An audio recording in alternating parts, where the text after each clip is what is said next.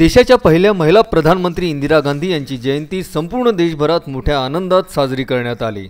त्यांच्या जयंती उत्सवानिमित्त अमरावती विधानसभा युवक काँग्रेससह NSUIच्या वतीने गरीब निराधारांना साहित्य वाटप करून युवक काँग्रेसच्या पदाधिकाऱ्यांनी खऱ्या अर्थाने ही जयंती सार्थ केली, मानवतेचा परिचय करून दिला।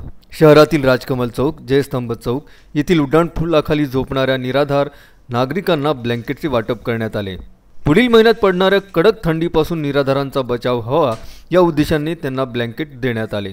या कार्यक्रमात अमरावती विधानसभा युवक काँग्रेसचे अध्यक्ष निलेश गुहे, NSUI जिल्हा अध्यक्ष संकेत कुलट, युवक काँग्रेस उपाध्यक्ष प्रथमेश गवई, गुड्डू हमीद, तन्मय मोहोड, संकेत बोके, संकेत साहू, असलम सलाट सहभागी झाले होते। आज इंदिरा गांधी यांच्या जयंतीनिमित्त आम्ही जे गोरगरीब लोक आहे यांना जे रस्त्यावर फुटपाथवरती झोपतात त्यांच्यासाठी आज आम्ही ब्लँकेट वाटप केलेली आहे।